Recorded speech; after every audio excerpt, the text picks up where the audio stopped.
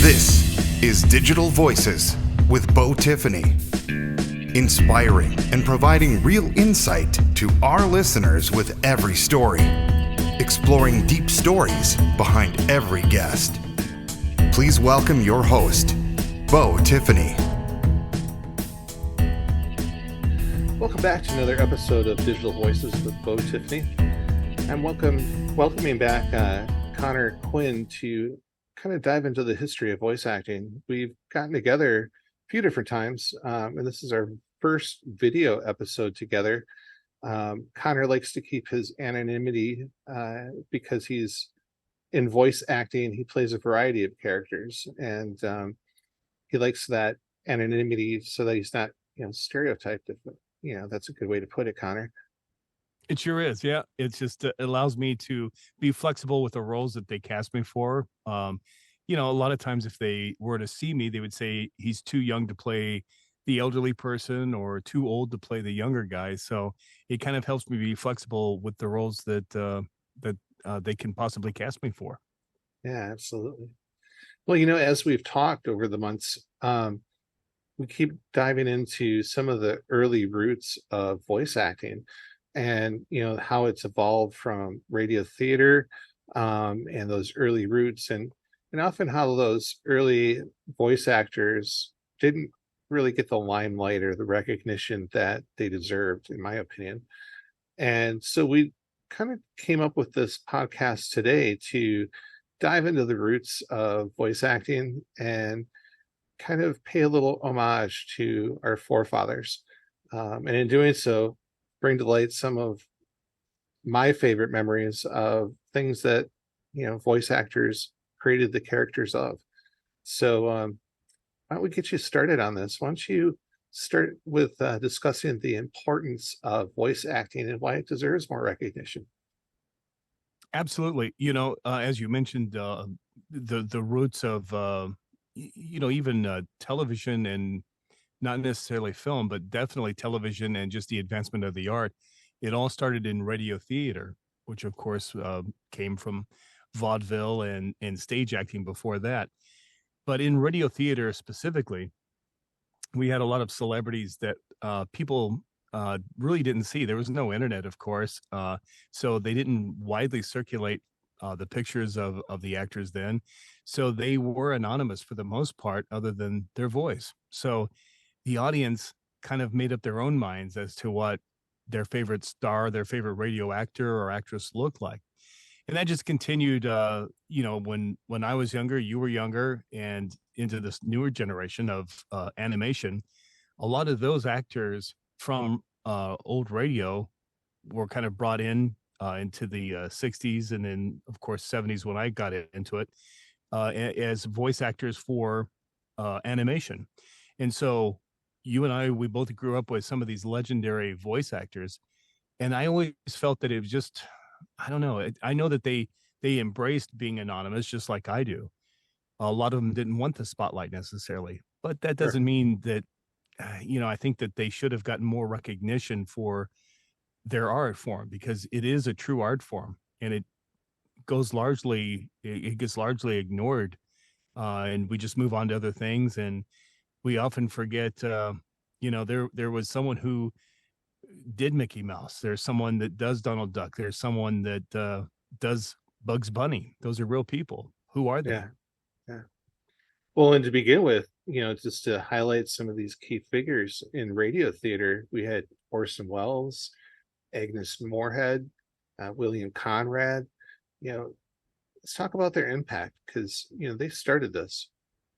They really did. Orson Welles, of course, went on to do other things, his directing and then, of course, his acting. And he just became a very notable figure, entertainment, an icon to this day. But like you mentioned, he started off as a young individual, in radio. And of course, his, big claim to fame back then was the War of the Worlds broadcast, which inadvertently scared a lot of people back in the day that tuned in late to the show and thought that, the United States was under attack by Martians or aliens. And Orson hadn't intended on that. It was just a regular broadcast of the Mercury Theater, which was what it was called, and it had unintended consequences. But anyway, it launched his career, or launched him more on a platform, and And he we're was talking just a young Orson Welles, very not to young. him. Yeah, Yes. yeah. I don't know his age offhand, but I think he he was in had his to. late teens.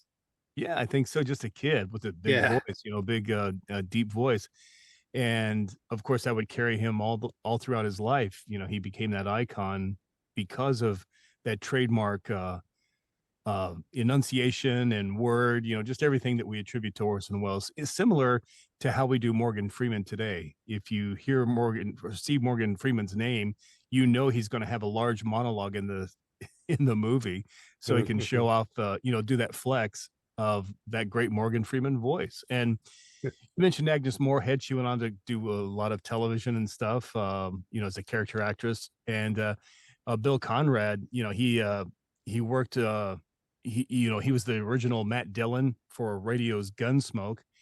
And the younger generation, at least our generation, will recognize him. He was the narrator for a lot of the Rocky and Bullwinkle episodes, which, again, he was just classified for that voice that he had.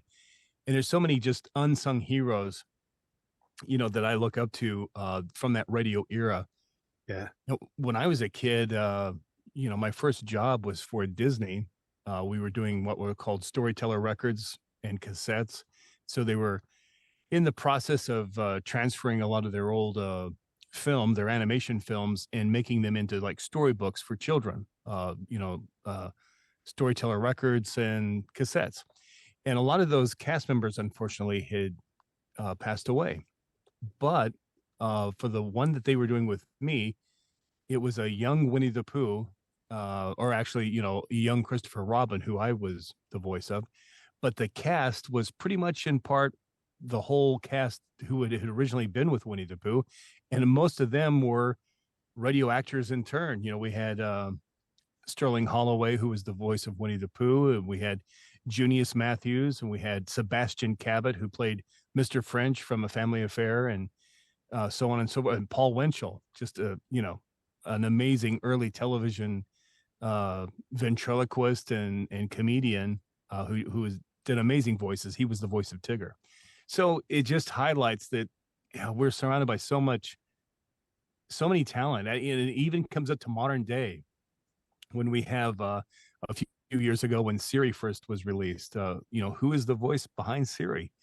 So we're still impacted by voice actors, even in this day of AI and all of technology. We still have a human touch behind a lot of what we hear in a lot of our entertainment. Yeah, absolutely. There was a on-screen actor phenomenon that occurred early on, where a lot of these on-screen actors transitioned to voice acting, more notably within our generations. We're looking at, Mark Hamill, famous for obviously Luke Skywalker, known for the voice of Joker in Batman, the animated series. And then there's Vin Diesel, from, everybody knows who he is from Fast and Furious and a bunch of other stuff. But he's also the voice of Groot in Guardians of the Galaxy. And I would be hating myself if I didn't include Eddie Murphy. He's famous for a variety of live action roles, as well as Donkey and Shrek. But he has, these on-screen actors have now become off-screen actors and, dove into the world of voice acting. What's behind that phenomenon? Well,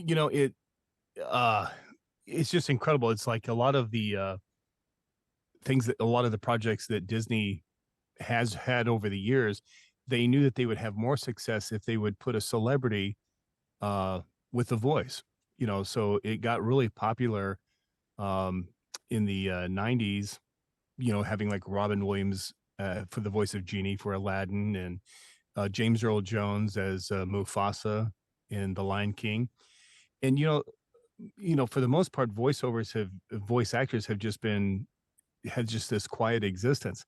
But the fact of having an on-screen celebrity, so to speak, take on animation roles, that goes back a long time ago.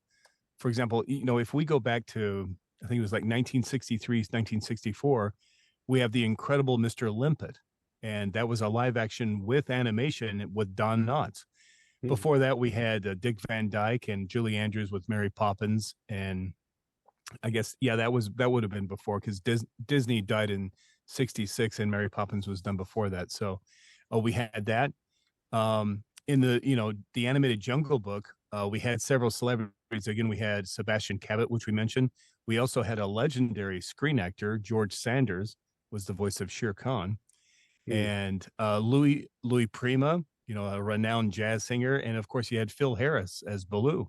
So people have just embraced what they do know. So the very opposite of me being anonymous, you also have this dichotomy where people embrace characters and actors that they do love, and seeing their animated versions in what they do, which it's obviously it is a dichotomy. So it's cool, and plus it just brings to the forefront kind of guarantees that those things will be successful. For example, if we take like Steve Carell, the stuff that he has done for animation, playing Groot, or not Groot, I'm sorry, what was his name, in Despicable Me, Gru, not Groot, Gru. Okay. Felonious Gru. He played the character, kind of the lovable villain. But anyway, so we've just, all the studios, of course, have kind of latched on to that of, we're going to have success because we have a known actor, but he or she is being supported by a bunch of unknown actors. And again, we just have that kind of like that quiet multitude of voice actors that do their job, that are not looking for the spotlight, even though there are the Eddie Murphys and the Vin Diesels out there. And Mark Hamill, he's really kind of different from Vin Diesel and Eddie Murphy. Mark Hamill kind of has embraced and gone full bore into doing voiceover. He was renowned when I was a kid, of course, being Luke Skywalker, and that was the whole of his existence. And he quietly started doing this voice acting. We knew that he had fun with stuff, with appearing on the Muppets. He loved the Muppets. He was a nerd at heart. And then, his Joker, I mean, I think there's no better version of the Joker than Mark Hamill's Joker. The laugh that he does, it's just full blown. He's got into the character. And so all these actors, these known actors, have really done a job. So they are to be saluted, just as well as the anonymous names of like the Mel Blanc and Dawes Butler and June Foray and all those people. Yeah. One person we haven't mentioned who has passed now, but was one of my favorites, was Gilbert Gottfried.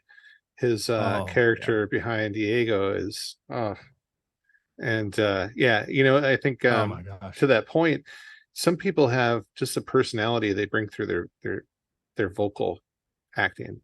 They do. And for example, of Gilbert Gottfried, that was a kind of his whole character. That is a character. What, even the voice that he would use in interviews was kind of a creation, and they just used that for Iago for Disney's Aladdin.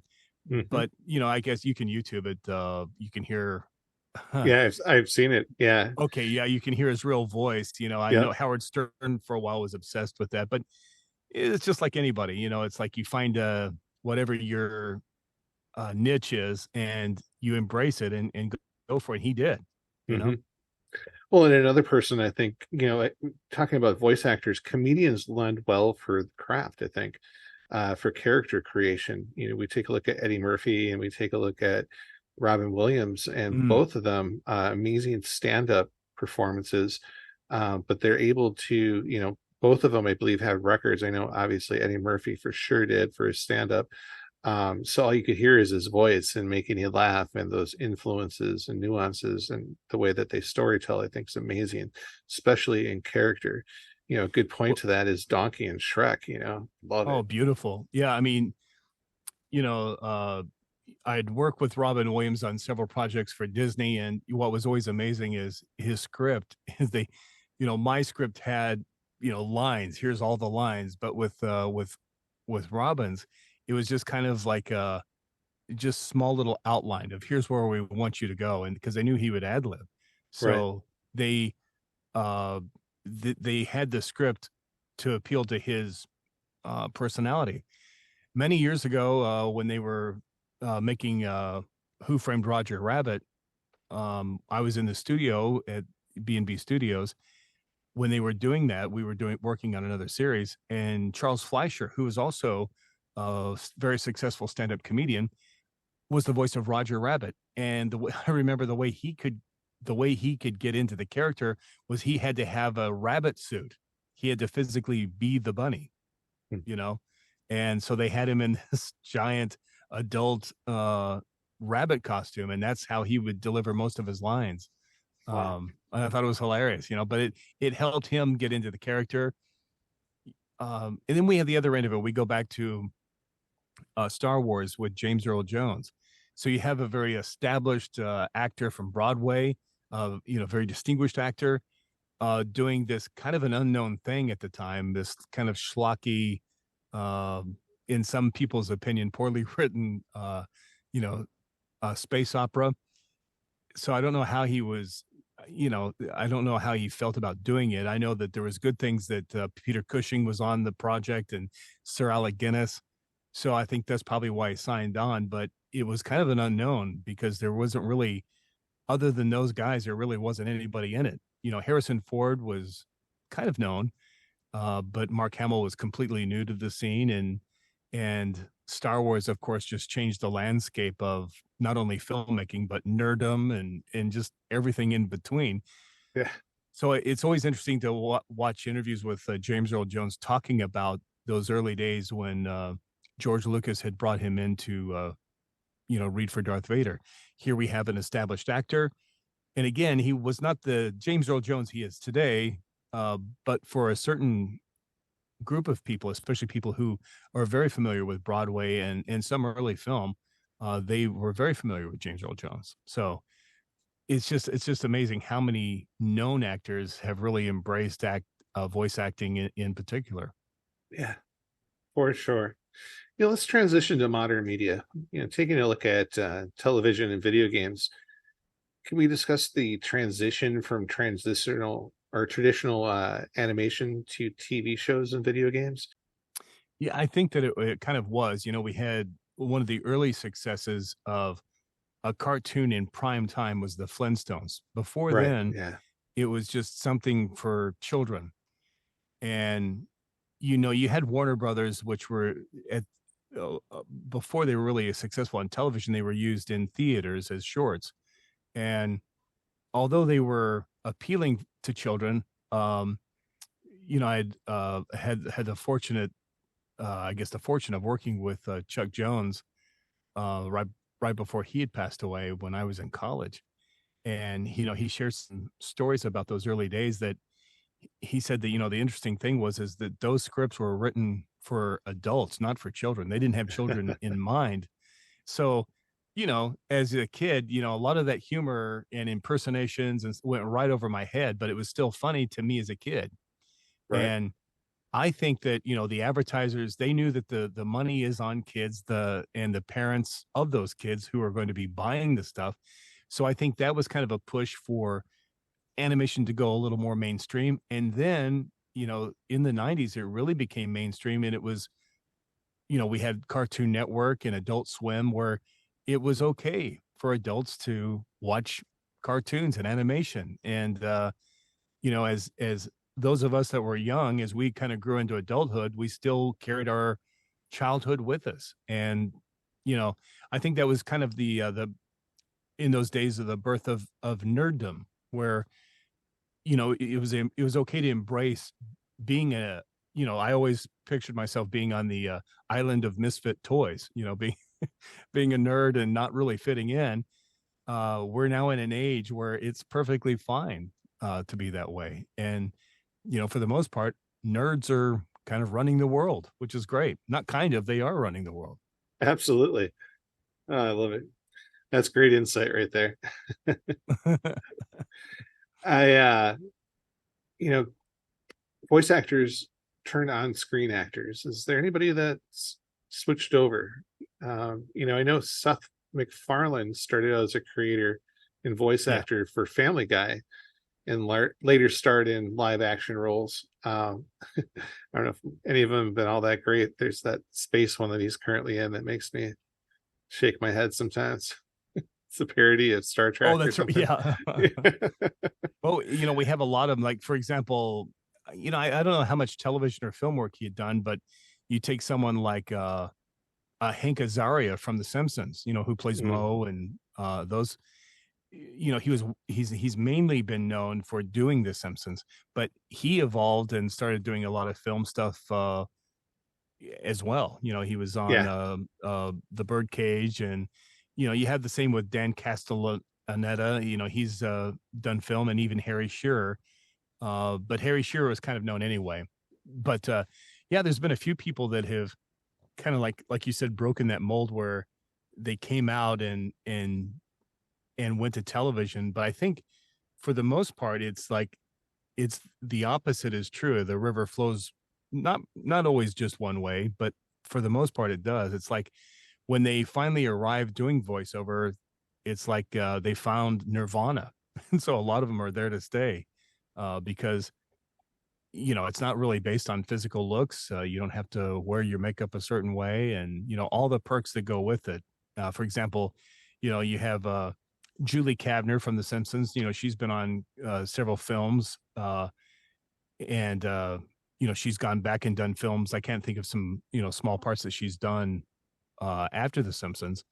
But then you take like Nancy Cartwright, the voice of Bard. She really has not done film. She just kind of stays in her lane, and through social media, I think people know her. They see her TikToks or whatever. They might know what she looks like and that sort of thing. But she's just really embraced being a voice actor, and kind of like me is comfortable doing that. I came from doing television and some film, and I found my tribe when I got to voiceover. It's like, I think I'm here. I'll plant the flag and I'm here to stay. Are there particular skills that transfer between voice and on-screen acting? Yeah, I think that being an on-camera actor, it really helps in certain ways because the nuances that a person learns for acting, of any type of acting, whether it be stage or voiceover or for camera, it does translate if they are coming from camera, because a lot of the theater people learn the basics of acting, and a lot of the basics of acting is taught to you if you're going to be a on-camera actor. Right. However, there's a lot of voice work, a lot of voice people that get into voice work because of maybe a unique sound or whatever. They don't really have that basis in acting. And I think for the most part, those people are lucky. But to be successful, I always say the foundation of voiceover acting needs to be acting. You have to have that ground level, poured in acting and truly understand acting for you to be successful. I feel you might have a short career without acting, but I just can't see you getting a whole bunch of auditions repeatedly without that ability to act. And Mm, especially nowadays with I was going to say on the horizon. It's not even on the horizon. It's here. Uh, with having AI present, that's a game changer. That's having more than one person as your competition reading those scripts against you. mm, And so now it's more important than ever to learn those basics, to have those basics of acting down so that you can be even more human and share your experiences and bring those out in your acting, your voice acting. And that could be you're doing a Crest commercial. You still need voice acting. Let's say you don't use Crest, but you better convince the audience that you love Crest. mhm. Or, maybe you are doing an anime or, something like that. Obviously, you would need acting. But so no matter what you do in voiceover, unless it's just, an what they call IVR or on hold type of thing, really, where it's just real simple. Um, you really do need acting to know. Well, even then, you really need acting. How do I break up the script? How do I communicate to the person on hold about this dentist office? You have Mm. to know how to break up the script. And that's not to say some people learn, from the school of hard knocks, but it sure makes things easier if you have a coach, if you have someone that kind of like guides you through the process of not only getting the skills down for acting, but also other things like how do I get work? When I get work, how do I retain that client and that type of thing? Those are management, time management. Those are important. But going Mm. back to like what you were saying, are they transferable? Yes, especially for an on camera. They really have that, they really have that work down and understanding of acting. Uh, it's also the negative thing is a lot of times is those actors are so used to using their body language, their facial expressions and those sort of things to communicate in a message. And that's not necessarily available in a lot of things that you're going to do a voiceover for, unless it's a motion capture. And even then, that's kind of rudimentary and uses more physical rather than facial recognition, but it can. Right. If they're just doing plain audio, using your face and all that stuff, that goes out the window. You don't have that. You have to learn to communicate with a voice. Iconic voices and characters. Let's circle this back a little bit around, and we'll talk about the iconic voices and characters that you grew up with. Let's discuss some of the most iconic voices in recent history, and also include those provided by on-screen actors. Just following the outline. Yeah, my very first job, of course, like as I mentioned, was working with Winnie the Pooh, Sterling Holloway, who was had worked theater, vaudeville, you name it. Sterling Holloway was one of those early guys, handpicked to to do some of the iconic roles, including Winnie the Pooh by Walt Disney himself, Hmm. and even kind of his on-screen presence. It's been rumored that they used uh, kind of his characteristics as the kind of the framework for the character Dopey of the Snow White and the Seven Dwarfs. Huh. I'm not sure that that's true, but so we have those iconic Disney voices that just are legendary. And mentioning all the way up through the ages with Robin Williams and then you have like Jonathan Freeman, the voice of Jafar. He was just a huge, still is a huge Broadway actor in his own right. Um, so a lot of people may have not been familiar with him before Aladdin, but him doing Jafar, they definitely got to know who he is. And then you had the Absolutely. Broadway set that knew who he was all along. Yeah. So that going back to those iconic voices, that I was surrounded by as a child, was my mentor, Dawes Butler, um, who was he did so many of the Hanna-Barbera voices, Elroy Jetson, Yogi Bear, Huckleberry Hound, Snagglepuss, just hundreds of characters, and Yogi Bear, and I just you can't shut the flow off. There's just so many of them. So working with him, and he had also, he had worked vaudeville and he had done early television stuff, but he found his niche doing cartoons and commercials with he was also the voice of Cap'n Crunch from you know all the way up until the 80s. When he passed away, he was still the voice of Cap'n Crunch, so he'd done it for many years. Right. And then on the Warner Brothers side, you have the equivalent of Dawes Butler. On the Warner Brothers side, it was Mel Blanc who did the iconic, who gave us Bugs Bunny and Daffy Duck and Sylvester and he did Tweety, and um, it just 100 ranges. I saw an interview, I think, where David Letterman was interviewing him, and he asked him, "How many voices do you do?" And he said when he was in the hospital, he'd had a horrible car accident, so there was nothing to do except for he would count, how many voices he did. He started keeping track. And I think he said that he had lost track at 1,500, I think, something like that, which just blows Wow. my mind. I mean, that's 1,500 voices. Yeah. You know, I thought I was doing great. You know, I'm in the 90s with the voices that I count, but I can't imagine doing the 1,500. That's just in absolutely incredible for female actors, who they look up, who I look up to. But for females who needed a role model, you have June Foray, who gave us so many, like Rocky the Flying Squirrel and Witch Hazel, and she was Granny with the Don Tweety, and it's just so many amazing characters. She did grandma. She did the Gummy Bear and Gummy Bears and Grammy Gummy. Uh, just so many wonderful, wonderful voices.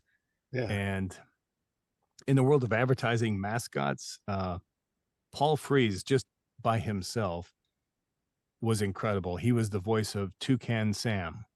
He's also the voice of the Haunted Mansion. Still is. Wow. He was the voice of Boris Badenoff from Rocky and Bullwinkle, and he was the voice of the Pillsbury Doughboy. So with just him, you have a high range of characters just with him. Yeah. Were they more on the anonymous side, or were they key to public? Yeah. Okay. Well, Mel, of course, he kind of Mel was a very popular character actor in the 30s and 40s. He made appearances on radio, doing a multitude of characters for a million old radio programs, including Jack Benny. And they would use him, in one scene he's the policeman, and the next scene he's going to be the voice of their parrot. Jack Benny had this old Maxwell car that he would sputter and spitter. Well, it was Mel Blanc that did that, the sound effects for that car. And then when Jack Benny moved to television, he also went with him, and now we started seeing Mel Blanc appearing in a lot of episodes. So we got to know, as soon as we saw him, we knew exactly what he was going to do. He was going to do something funny. Right. And so we had Mel, who he kind of was on the fringe of keeping his face out there. I guess towards the 80s, I remember an American Express commercial where he appeared and says, "You may not know who I am. That's why I carry the American Express card." And then they show a close up and it says Mel Blanc, on the card. And he goes, "If I didn't have this, I would have to tell people." And then he did one of the, "Ebdia, that's all." He did Porky Pig. And, he said, "I would have to do that all the time, but that's why I carry the American Express card." But Paul Frees, he was also, you can see his character. I mean, he does small character roles in a variety of films over the years. Nothing really famous that stands out. Unless you're really into film, then you would be able to pick out where you've seen him. What is interesting about Paul Frees, he was such he was such a gregarious personality. There's no other way to say it other than a personality. A fun guy, always on, and had an ego bigger than Texas. But it was blown out of proportion on purpose with a wink, but yet you kind of weren't sure. You thought it was an act, but maybe it's not. So he was just incredible. I mean, he never let that guard down, at least not around anytime I saw him or met him. And anyone that I knew, it was always Paul Frees. He was always on. But anyway, he appeared, in all kinds of films and stuff. But his big thing, a lot of people may not know about, other than just real Disney files, is that when you go through the Pirates of the Caribbean, most of the pirates, those animatronic figures, their facial features are based on him. They've changed them over they've put a beard on or put a patch on, but the basic structure of the face is Paul Frees. Wow. Which kind of fills in with that part of that funny ego that he had. He had this big bombastic These are the working hands of Mr. Goodwrench, and nobody knows your GM car better. He had just this wonderful, baritone voice. Mm-hmm. He used to be, for those people that are listening that are from Los Angeles, there was a big bus station back in the 70s called KHJ, and he just you can YouTube it. He's just was one of those voices. He'd say the rhythm of Southern California. I forget what the number is 102.4 KHJ. He just an amazing That voice. baritone, yeah. Yeah, man, just really, really cool. He was one of those early guys that my ears perked up when I heard him. It's like, I've got to know who that is. And Mm-hmm. it took me, months to figure out, oh, his name is Paul Frees. And then I started recognizing him. He's here. Oh, he's there. Oh, I hear him there. Oh, he's in Mr. Goodwrench commercial. And it became like this treasure, looking for treasure. When I was a kid, his voice would pop up in different commercials or television shows. Yeah. So a lot of fun. It really is.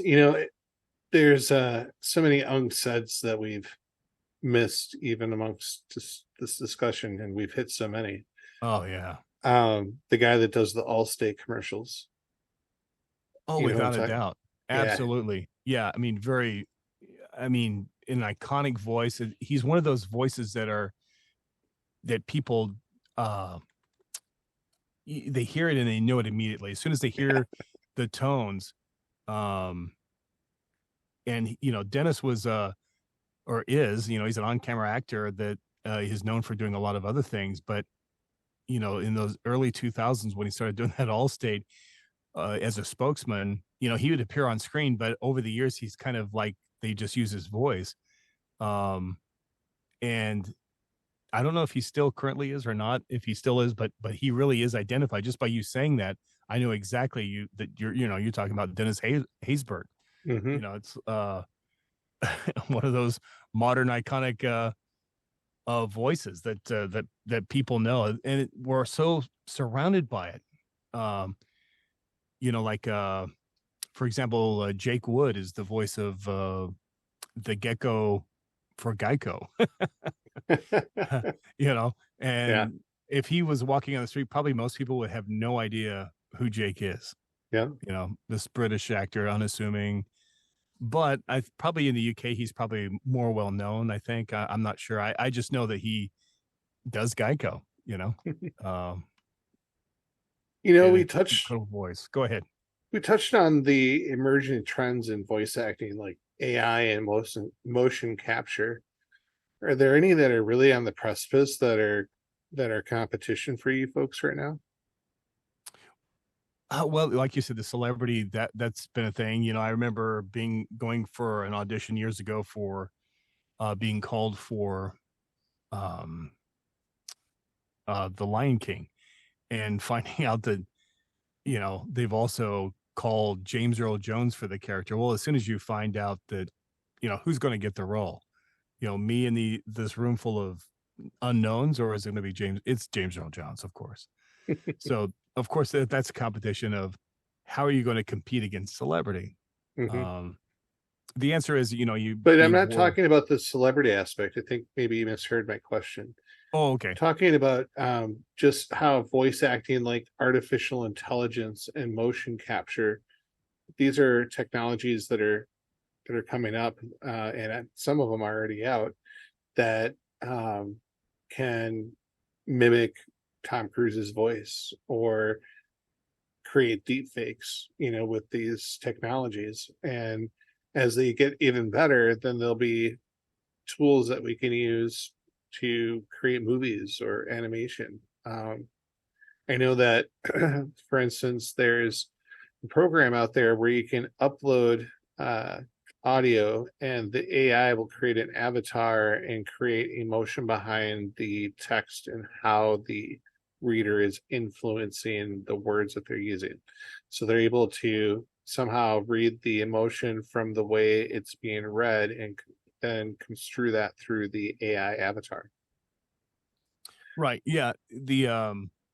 with motion capture, that is something that a lot of us, can offer both. I don't particularly enjoy doing motion capture, but a lot of Sure. voice artists do that. So that's something that's kind of working in tandem with a voice artist. They can choose to do that on the side. With But they, AI, that yeah, is that is something that is, as you say, it's not on the horizon. It's already here. And as this podcast is going out, the Screen Actors Guild is getting ready to uh, strike. And one of the reasons they're striking is because of the rights.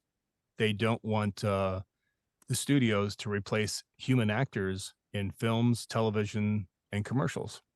And part of that is regulating AI, mm, because this deep fake thing, it so easily could get out of hand, where someone could emulate a politician or someone in power, or let's say they could emulate your mother, right. and influence you that way over the phone, or video call or whatever.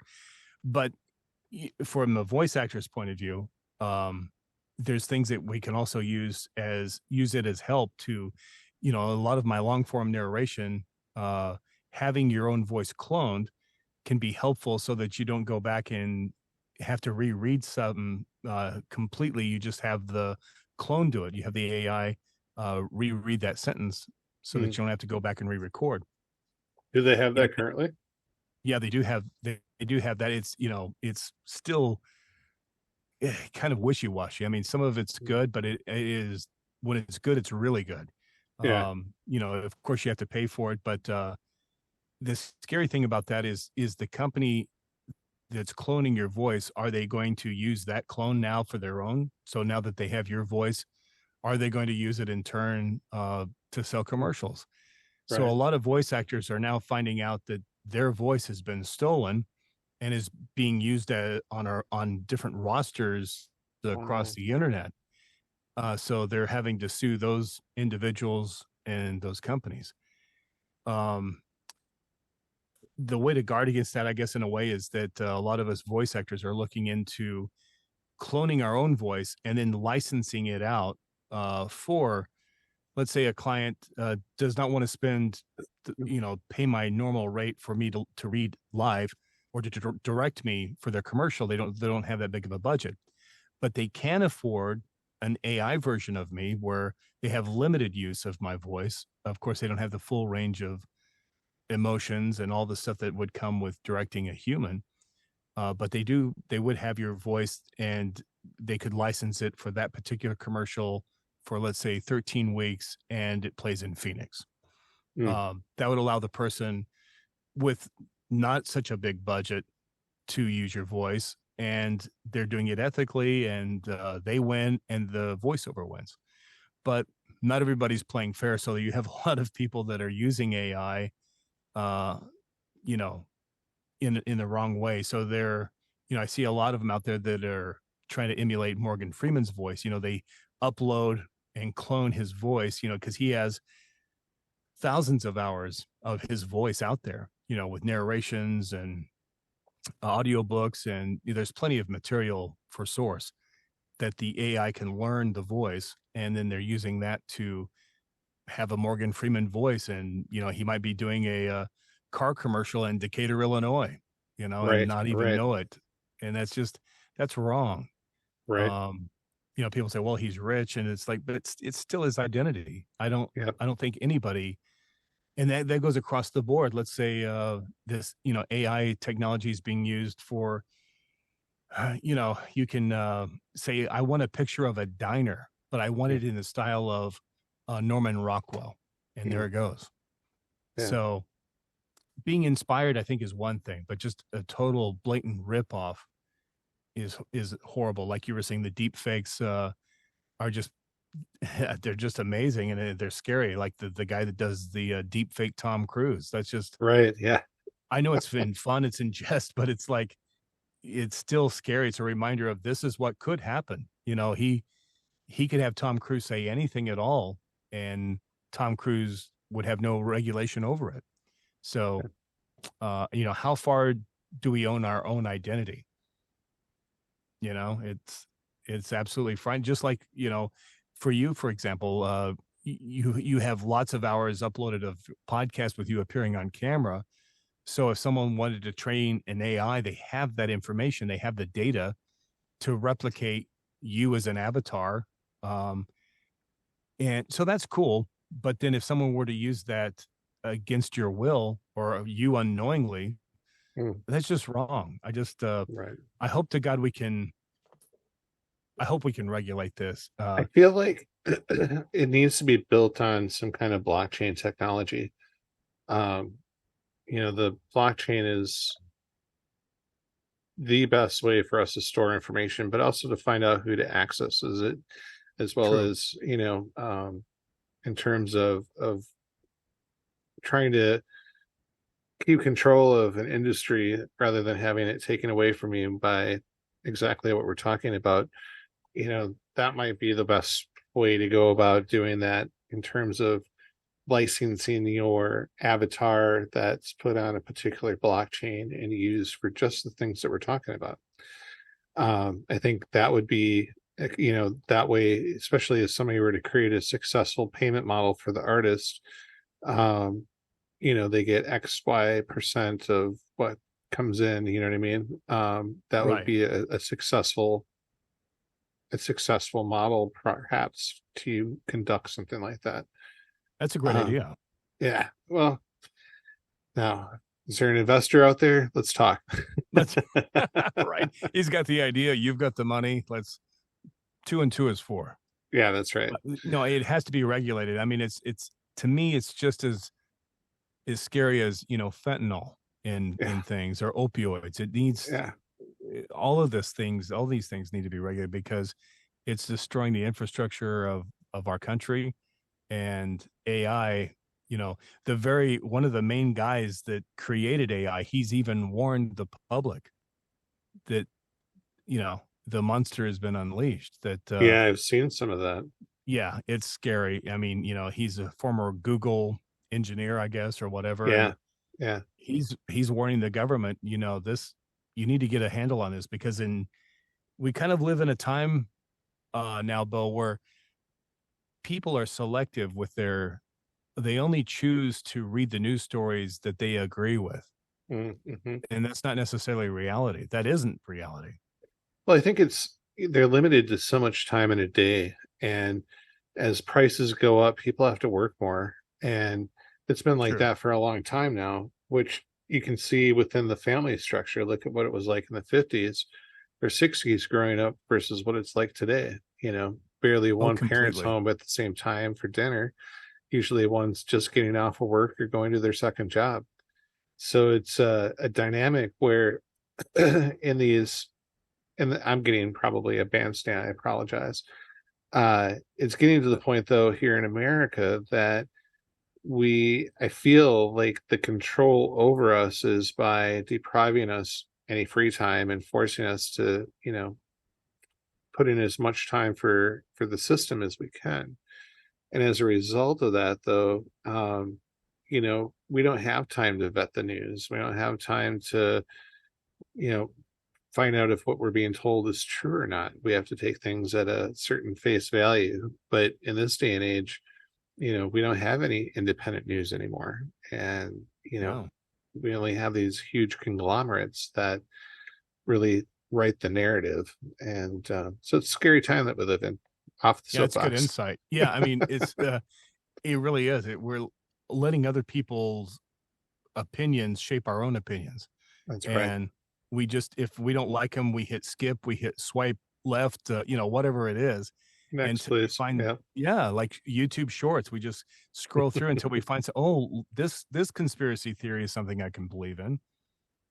And now I feel like we have to break things into smaller chunks for people, where, like you said, we have True. these 15-minute scroll through reels. Well, Um, it's funny, Joan Gans Cooney, who's one of the creators of Sesame Street, that's how Sesame Street started was Joan came home one day and her daughter was singing a jingle for Budweiser, but yet doesn't know her ABCs and didn't know her numbers. hmm, And Joan was like, how can it be that my young daughter, whatever she was, 5 or 6, how can she know a beer jingle, but yet not know her ABCs. Right. And so a psychologist friend of hers was saying that this newer generation at that time, Gen X, were learning in smaller chunks of time. So we were learning in intervals of 30 seconds, like a commercial. Yeah. So he was saying, he posited you could also teach them the same thing if you made little short vignettes or commercials so that they learn something with a little bit of a song and little 30-second vignettes. So thus Sesame Street was born. And you know, the days of like Abraham Lincoln doing his 8-hour speeches or however long he did, those days are over. It's like people don't have Yeah. the attention span. And now, you know, Or I'm the 53 time. years old right now. So now we have people, it's like while they're driving and they're swiping and they're, talking on the phone, and we're multitasking, and yet a lot of people are still struggling just to put food on the table. So news, like you said, that, a buddy of mine, he has a kid and he was trying to impress him saying, hey, Connor's voice is going to be on NBC tonight. Mm-hmm. And the kid's reaction was, what's an NBC? Right. And it made me and my friend were like, what? My God, how can you do, if he had said, well, he's going to be on, he's going to be on TikTok or YouTube, or he understood that, but he does not know what NBC. He's even heard of Peacock streaming. He's heard of that, but he has not heard of NBC or or ABC or CBS. That's what I grew up with, those three networks, and maybe Fox if you count that, or PBS. But right. The big three it was everything. So good or bad. What's the future look like? Yeah, I think it's information, like you say, is so disseminated. There are so many channels, literally literal channels, that you can choose from. And they're in small little groups. There may be 1,000 people here, 2 million people listening there, 10 million over there. There's no longer, 50 million people tuning in to watch Who Shot JR on ABC. You don't have those days are over. Now you would have, you still might have 50 million people, but it's now on YouTube, or maybe those people are watching a fishing show that is streaming on Amazon, So I think the future is going to continue to break apart, but the pendulum swings the other way. So I think just as if, we went through a period where there's a million companies, there's a company that makes bologna, there's a company that makes Shell oil, and then all of a sudden they started buying. So you had Procter and Gamble, who owned a lot of stuff, and then Kraft owned a lot of things, and then Heinz. General Electric, they bought NBC, and then Disney owns ESPN. They also own Hulu. They own on and on and on. So I think that eventually the pendulum will swing the other way. It's like the one with the most toys wins. Yeah, and I think that's what's going to happen is then it gets as full as it can, and then the pendulum swings the other way, and it just kind of goes back and forth. What was that movie with Sylvester Stallone, and he was in the future? I think they had the guy that played Blade. Anyways, Taco Bell was the corporation that won everything. So everything was underneath. Yeah, what was it? Demolition Man? Yeah, Demolition Man, that was it. Yeah. Great movie. Right. Great movie. Oh, yeah, fantastic movie. Especially Absolutely. for its time. But that's where we're going. Yeah. Is it the same way within the industry that you're in? You have these kind of these melting pots, and they just gobble up each other until there's just going to be one soup. Yeah, I think it is going to go that way, and to a point where I think then it's going to go the other way. Right now in the industry, a lot of my students are thinking that when they join voiceover, they have to, or begin voiceover journey, they have to get an agent. Well, that used to be the case. You had to have an agent to succeed, but you don't anymore. A lot of my large clients go directly to me. They don't necessarily go through an agent. Although my agents do bring me some of the bigger work that I do, and that's great. But again, a lot of those clients, I don't want to, point them out in particular, but a lot of my larger clients are going directly to me to get the voiceover done, and I think that is going to be the case. So you have these boutique production companies that are popping up. The days of having to go through an agent and a manager and a huge large advertising agency, Yeah. I think it seems like those days are kind of like waning a little bit, at least as far as I can tell on voiceover. And now with people with a home studio and microphones, this technology is quite cheap. Now it's breaking apart even more to where everyone can participate in, they can do podcasting, or they can make a film or a commercial, or do their marketing type of thing. Yeah. So I think it is kind of gone from that conglomerate where, back in my childhood, it was like we were almost studio owned, not quite, but almost. The studio would tell you what you could and couldn't do, and you had to kind of play by those rules if you wanted to work for that studio, which wasn't too far from those days of Judy Garland where they had the studio system. Nowadays, it's like Hollywood isn't no longer in Hollywood. Hollywood is in Atlanta. They're also in Oklahoma. They're in Rhode Island. They're everywhere. It's like there actually is, I think, one studio left in Hollywood, and that's Paramount Studios. The rest are elsewhere. Isn't that wild? Yeah, I mean, yeah, you had the home of MGM. You had all these wonderful, these wonderful things, but it's like pretty much Hollywood is just there for the tourists now. It's not really, it's not the film capital of the world anymore. It's, I think this dynamic power, can be, this dynamic of what we're talking about can apply to several different things, but we're seeing kind of a lot of the stuff come to a head where it's finally whittling down to one entity. I find that interesting, and I wonder what the future's going to look like on a broad range of things. So I know the global scale. I'm not sure. Like I was saying, I think the pendulum is going to swing the other way, but it's like, what will that look like? Because right, it's gone from multitude of different companies, and like you say, it's coming down to one. There's like 5 companies that control pretty much all the media in the United States, much less the world. Yeah. Well, Yeah. that's where podcasting, and there's these additional outlets, because if there's this one person controlling it, people find a way, and Yes. so there's still the low-hanging fruits that we are. Well, and that's true. It's like because in any particular podcast in general, whatever they're doing may not appeal to that person right then, maybe that particular episode. But there's a million episodes. Maybe they could, they'll find something with yours. They'll tune into it. They Right. will seek out what they're wanting to learn, or what they're wanting to hear more of. And so it, in a good way, it is putting the power in the people's hands. So in the old days, if it wasn't on the 3 networks, you didn't hear about it. You had to go to club meetings, and hope to God that there was one within driving distance, and that they would talk about what you wanted to talk about.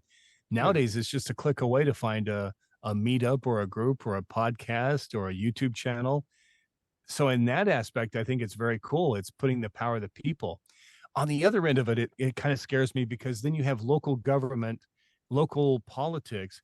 For years, the people that made sure that everything was being done right was your local media, your newspapers, your local television stations. Those are now kind of, most towns, those have been shuttered. They don't have a small town newspaper. Right. And so those people that used to oversee the state government to make sure that those bureaucrats are doing what they're supposed to do, they're not there. So it makes me worry that maybe those people can now do what they want, or get away with what they want, because nobody's looking. They're too busy playing their video games, or watching their favorite YouTube channel, but they're not getting information and being informed about what changes are taking place in your community. Affected by the lusts of life, right?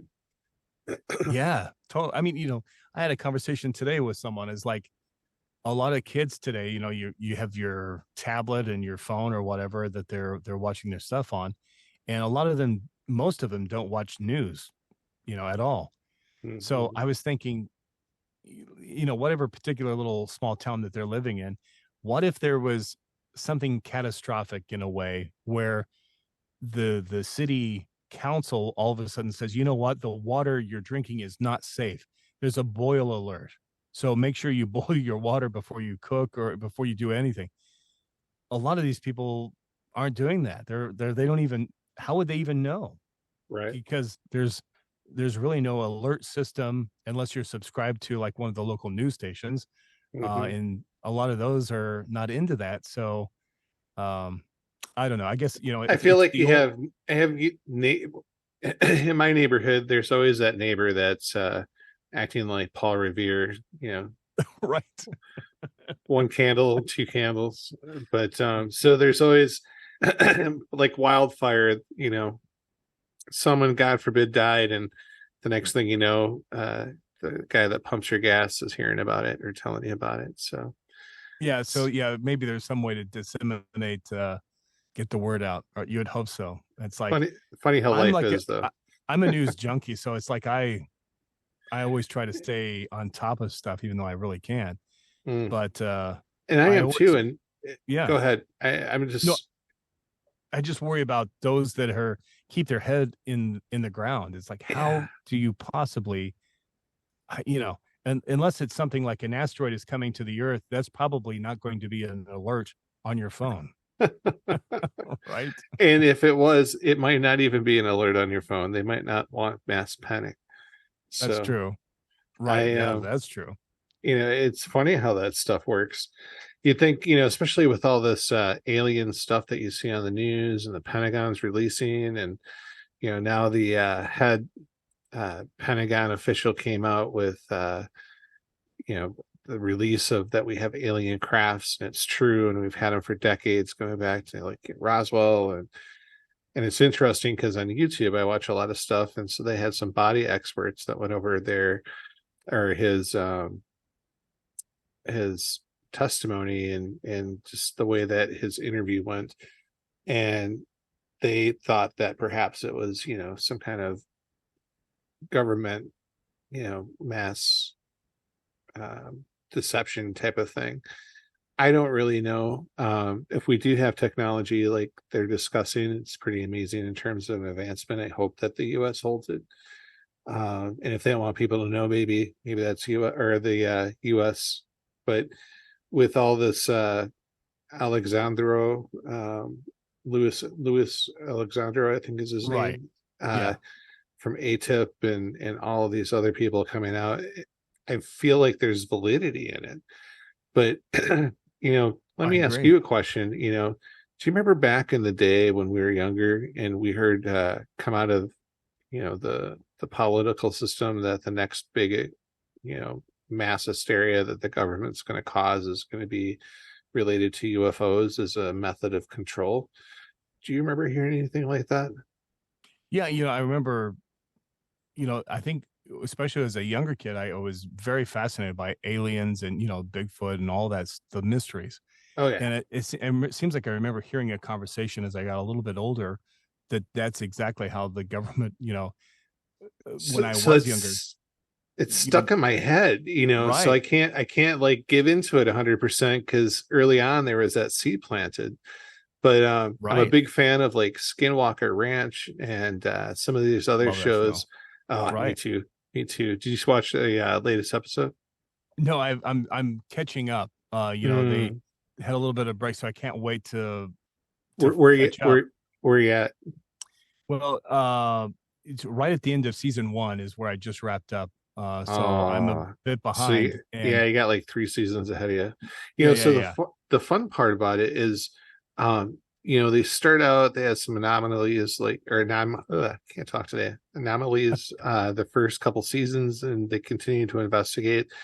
But the third season, now this fourth season, have been really amazing. And I don't want to spoiler alert for you, but like what they found in their latest couple episodes. Do you mind if I tell you, or is it a No, spoiler? go ahead. Yeah, because I'm They going to watch it it either it way. it, it points to like like a wormhole temporal anomaly. They have something like a quarter second delay of space time that they've measured over the triangle. Wow.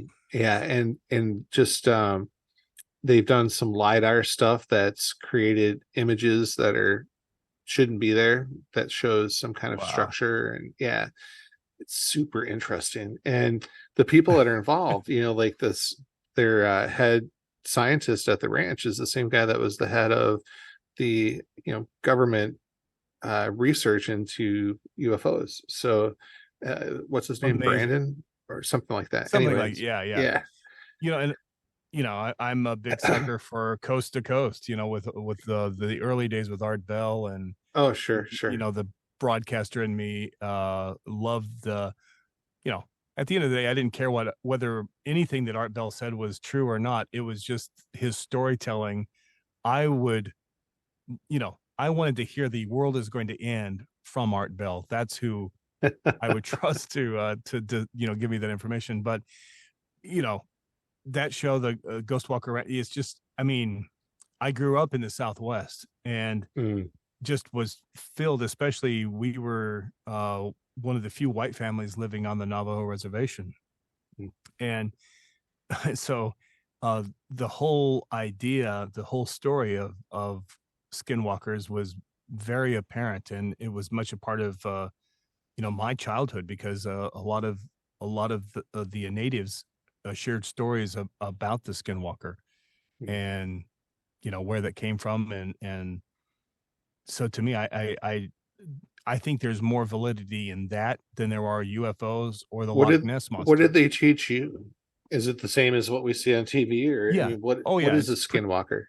It's pretty much and this is coming from from my memories of as a child, Yeah. but and who knows the validity of the children telling me. So I'm sure we're probably going to get comments that I may be incorrect or whatever, but it was just basically the idea that there are these spirits that they can take any life form, and I do know that one of their big well, I guess avatars, or I guess you would say, or signs, is an owl, for example, or they Mm. could take a coyote, or um they're lycanthropus, so that they basically are shift shapers. Is that the right word? And Shapeshifters. yeah, Yep. exactly. And so that they can go all kinds of places and see all kinds of things. They can travel. Their time continuum is, we don't understand it. So it's within seconds, where they just go from one place and it'll just move 3,000 feet in a heartbeat. It's Mm. like, Hmm. that's what I had always heard, never had seen one. That being said, when I was in college, I had gone back home for a break, and I had worked at a local department store, like Kmart to be specific. And I worked up at the front desk, and the this was in an area just east of the Navajo reservation. So we served a lot of Navajo clients, and they were part of our store. And of course, then I had grown up with the Navajo, so I knew a lot of the background. I'd heard a lot of the stories Hmm. and their traditions. That being said, there was a lady, I guess, that had gone in there, and she had a leather pouch, a small little leather pouch that went around her neck that had come loose or whatever, and she left it. Somebody found it and brought it to the service desk. So I had put it up on the thing there for when she would come back, then I could give it back to her. I didn't know who she was, but if someone said I lost such and such, then I would know, okay, that's her. Well, our one of our assistant managers came up, and he was kind of, just, you know, without mincing words, he was a complete idiot. And he, I'm sorry, but he saw the pouch, and he grabbed it, and I went to stop him, and he says, well, let's open it up and see if there's a, you know, um, ID card or something. And I tried to explain to him that this is a sacred thing to her. It's not that she's not going to have a government issued ID in this thing. It sounded like it belonged to a Navajo woman. That is her pouch. I don't know if she's a medicine woman or whatever, but I've always been taught you don't open that up. You don't know what's in there, and with their traditions and stuff, it's sacred to them. Right. Well, he went in there and he dumped it out, and there was strange things. There was like I think bones from a bird, small little bones, and there's some leaves and a few grains of gravel type of thing, and some rocks, and sounds more like a talisman. Kind of, yeah. It was just there wasn't anything of value in there that I could see or anything like that. Just what I would have expected probably would have been in there. Just stuff that meant something to her, not to me or not to anybody else. Right. But anyway, he said, "Oh, this is junk," and scooped it up and threw the bag, the thing on the counter. And I'm just like, well, that's horrible. It's bad juju. Well, exactly. So later on that evening, a little Navajo woman came into the store. She's probably, I don't know, she's in her 80s or 90s, dressed in traditional garb. And she'd come up and in very broken English explained to me that she had lost her bag, her thing. So I handed it to her and I tried to explain, someone has opened this. I want you to at least know that it was not me. I didn't, I don't want any lightning hitting me, but it has been opened. I'm going to be honest with that, but someone else did it, but it was not me. And I tried to stop them. And there you go. Have a nice day. And he came up about that time and he didn't say anything to her, but as soon as he walked up, Bo, I tell you, I can't even explain it. Her eyes turned bright, like a red color, and like glowed.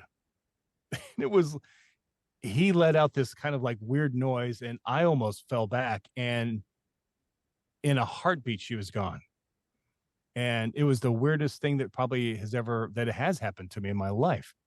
And that probably is the only thing, one of the kids working the checkout, who was Navajo, said that right there was a skinwalker. Wow. And it put the fear of God in me. I'm like, oh my God. So he was saying whoever the skinwalker really is, that was just using the guise of an old woman. It's not, she herself is not the skinwalker. He was just using that as a vehicle. I was just like, I'm done. I mean, I feel like we should dig into this topic more. Yeah, I don't know how we got onto it, but I'm glad we did. Well, we were supposed to give our listeners a sneak peek at our next episode, and I think this might be a great episode to talk about. Right. I think we could talk about paranormal and skinwalkers. And my gosh, yes. And I love it. Yeah, that might be fun.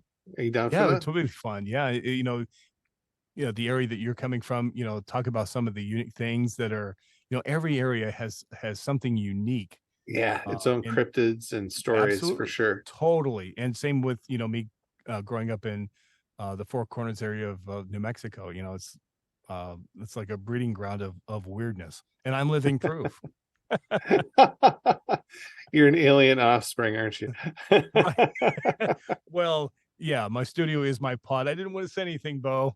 So well, that's why we can't show your true figure. Reptilians aren't quite ready for YouTube. That's right. Yeah. You or maybe they are. We do have Skinwalker Ranch. So we are, exactly. So yeah, I think definitely I would love to come back sometime and talk about it. Absolutely, my friend. All right. Well, let's do that. Well, let's sign off. I'm going to remind listeners to subscribe, give a thumbs up, and share this podcast. Connor, you, my friend, are always full of wisdom. I love it. So until our next time together, can't wait. Yeah, it'll be fun.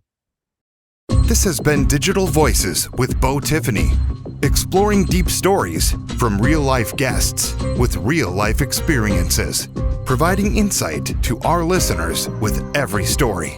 Stay up to date on future podcasts by bookmarking Digital Voices with BoTiffany.podbean.com and follow Bo on social media by searching Digital Voices with Bo Tiffany. Have an idea for a future story? Send your idea to acrmadison@gmail.com. Until next time, grab life by the horns and keep inspiring others.